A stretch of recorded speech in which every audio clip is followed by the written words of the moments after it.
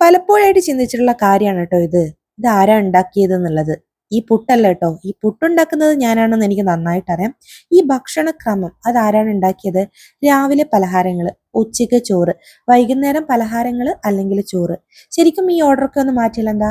രാവിലെ കുറച്ച് ചോറ് തിന്നാ, ഉച്ചയ്ക്ക് കുറച്ച് പുട്ട് കഴിക്കുക, രാത്രി വേറെ എന്തെങ്കിലും കഴിക്കാം. പക്ഷെ നമ്മൾ ആ ഓർഡറിൽ ശീലിച്ചു പോയി അല്ലേ? ശരിക്കും പറഞ്ഞാല് എന്നെപ്പോലെ നിങ്ങൾക്കൊന്നും തോന്നിയിട്ടില്ലേ ഇടയ്ക്കൊക്കെ രാവിലെ വല്ല ഈസി പണിയായിട്ട് വേറെ എന്തെങ്കിലും കഞ്ഞിയോ അങ്ങനത്തെ എന്തെങ്കിലും ആക്കി കുടിച്ചാൽ എന്താന്നുള്ളത് ഞാൻ ഇടക്കിടക്ക് ചിന്തിക്കാറുണ്ട് കേട്ടോ. വേറെ നല്ല മടി തന്നെയാണ് കാരണം.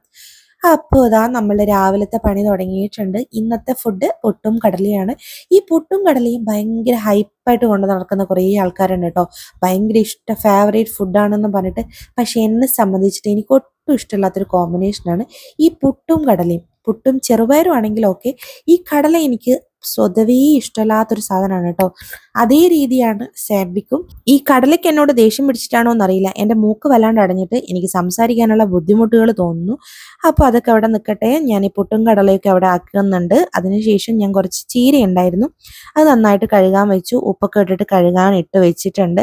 നല്ല രീതിയിൽ മണ്ണുണ്ടായിരുന്നു. അങ്ങനെ അതൊക്കെ വൃത്തിയാക്കി അതൊക്കെ അരിഞ്ഞു വെച്ച് ഞാൻ നേരെ മുറ്റത്തേക്ക് ഇറങ്ങി. മുറ്റം കണ്ടാൽ അറിയല്ലോ, നമ്മുടെ മഴ സീസൺ ആരംഭിച്ചിരിക്കുന്നു.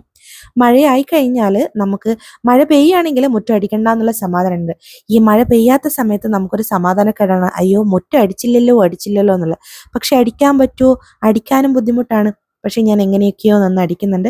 സാൻവി എനിക്ക് കുത്തേണ്ട കുത്താണെന്ന് തോന്നുന്നു, അവിടുന്ന് കുത്തിക്കൊണ്ടിരിക്കുന്നുണ്ട്.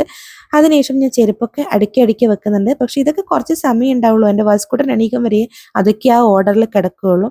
അങ്ങനെ മുറ്റമൊക്കെ അടിച്ചു വാരി ഞാൻ അകത്ത് വന്ന് നോക്കുമ്പോൾ ലാലോടിൻ്റെ ജോലികൾ തുടങ്ങുന്നുണ്ട്. സാൻവി ആണെങ്കിൽ സ്കൂളിൽ പോകേണ്ട തയ്യാറെടുപ്പിലാണ്. അങ്ങനെ രണ്ടാളെ ഇരുത്തിയിട്ട് ചായയൊക്കെ കൊടുത്ത് അപ്പോൾ ശരി.